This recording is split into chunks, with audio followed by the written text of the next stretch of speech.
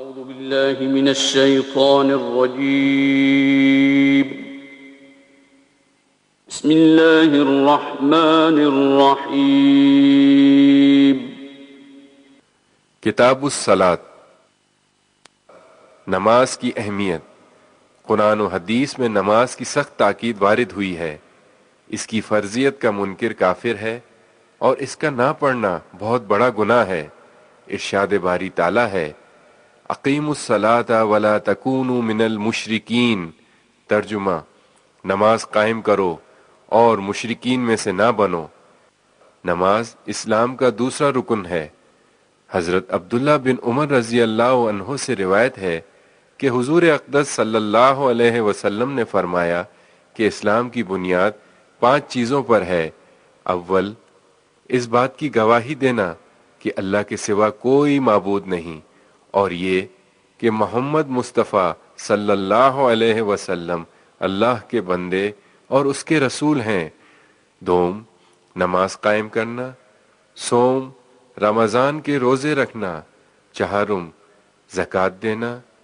پنجم، حج کرنا۔ صحیح طور پر نماز ادا کرنے کا فائدہ۔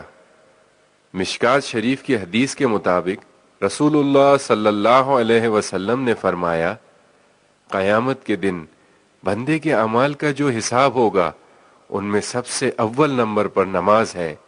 اگر نماز ٹھیک نکلی تو بندہ کامیاب اور بامراد ہوگا، اور اگر نماز خراب نکلی یعنی بندے نے صحیح طور پر نماز نہیں پڑھی ہوگی تو ناکام ہوگا اور خسارے میں پڑے گا۔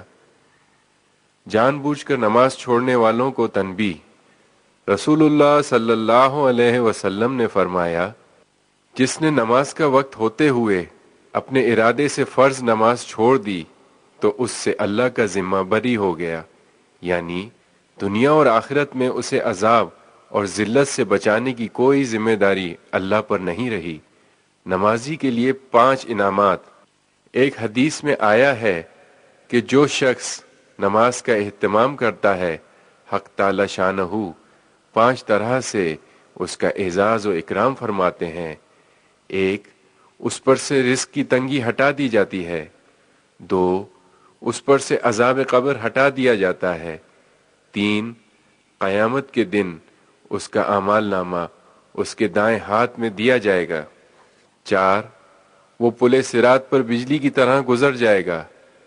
5، وہ حساب سے محفوظ رہے گا۔ بے نمازی کے لیے دنیا کے 5 عذاب۔ 1، اس کی زندگی میں برکت نہیں رہتی۔ 2، صلح کا نور اس کے چہرے سے ہٹا دیا جاتا ہے۔ 3، اس کے نیک کاموں کا اجر ہٹا دیا جاتا ہے۔ 4، اس کی دعائیں قبول نہیں ہوتی۔ 5، نیک بندوں کی دعاؤں میں اس کا استحقاق نہیں رہتا۔ بے نمازی کے لیے موت کے وقت 3 عذاب۔ 1، وہ ذلت سے مرتا ہے۔ 2، وہ بھوکا مرتا ہے۔ 3، اس کو پیاس کی شدت میں موت آتی ہے، اگر سمندر بھی پی لے تو اس کی پیاس نہیں بجھتی۔ بے نمازی کے لیے قبر کے 3 عذاب۔ 1، قبر اس پر تنگ ہو جاتی ہے کہ پسلیاں ایک دوسرے میں گھس جاتی ہیں۔ 2، قبر میں آگ جلا دی جاتی ہے۔ 3، قبر میں سانپ اس پر ایسی شکل کا مسلط ہوتا ہے جس کی آنکھیں آگ کی ہوتی ہیں اور ناخن لوہے کے، اتنے لمبے کہ ایک دن پورا چل کر ان کے ختم تک پہنچا جائے۔ اس کی آواز بجلی کی کڑک کی طرح ہوتی ہے۔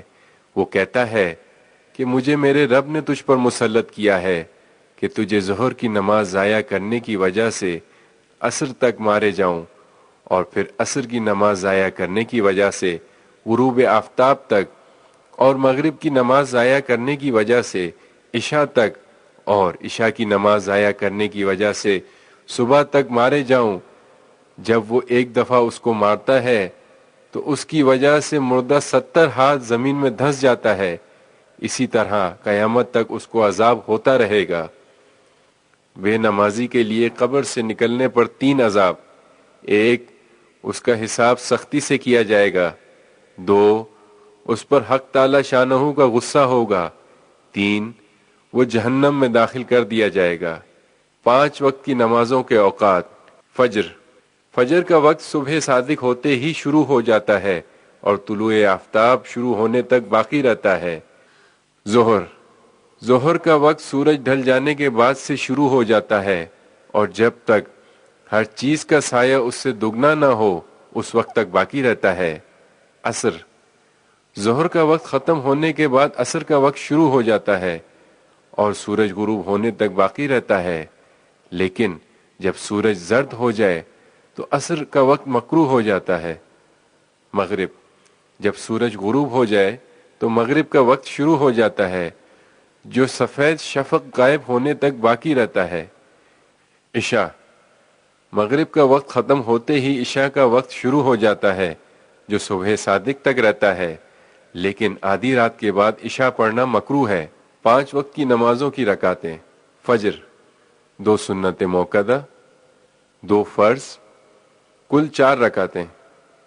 ظہر 4 سنت موقدہ، 4 فرض، 2 سنت موقدہ، 2 نفل، کل 12 رکعتیں۔ عصر 4 سنت غیر موقدہ، 4 فرض، کل 8 رکعتیں۔ مغرب 3 فرض، 2 سنت موقدہ، 2 نفل، کل 7 رکعتیں۔ عشاء 4 سنت غیر موقدہ، 4 فرض، 2 سنت موقدہ، 2 نفل، 3 وتر واجب، 2 نفل، کل 17 رکعتیں۔ سنتیں ادا کرنے والوں کے لیے خوشخبری۔ حضرت ام حبیبہ رضی اللہ عنہا سے روایت ہے کہ حضور اقدس صلی اللہ علیہ وسلم نے فرمایا کہ جو شخص رات دن میں 12 رکعت نماز پڑھے گا جنت میں اس کے لیے ایک گھر بنا دیا جائے گا۔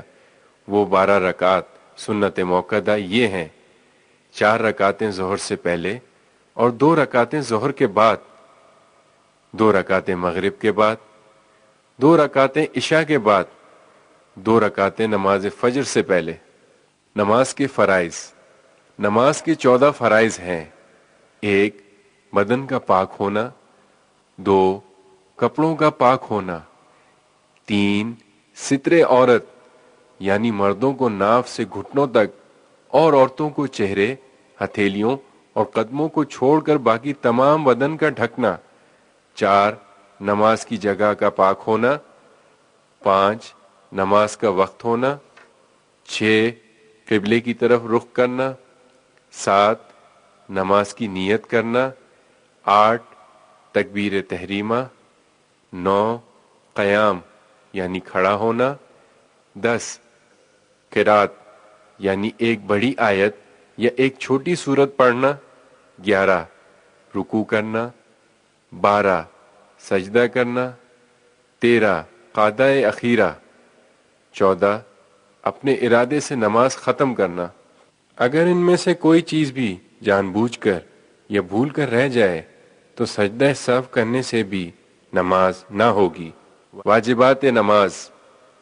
درج ذیل چیزیں نماز میں واجب ہیں: 1 سورہ فاتحہ پڑھنا، 2 سورہ فاتحہ کے ساتھ کوئی سورت ملانا، 3 فرضوں کی پہلی 2 رکعتوں میں قرات کرنا، 4 الحمد شریف کو سورت سے پہلے پڑھنا، 5 رکوع کر کے سیدھا کھڑا ہونا، 6 دونوں سجدوں کے درمیان بیٹھنا، 7 پہلا قعدہ کرنا، 8 التحیات پڑھنا، 9 لفظ سلام سے نماز ختم کرنا، 10 امام کے لیے مغرب اور عشاء کی پہلی 2 رکعتوں میں اور فجر، جمعہ، عیدین اور تراویح کی سب رکعتوں میں قرات بلند آواز کے ساتھ کرنا، 11 وتر میں دعائے قنوت پڑھنا، 12 عیدین میں 6 زائد تکبیریں کہنا۔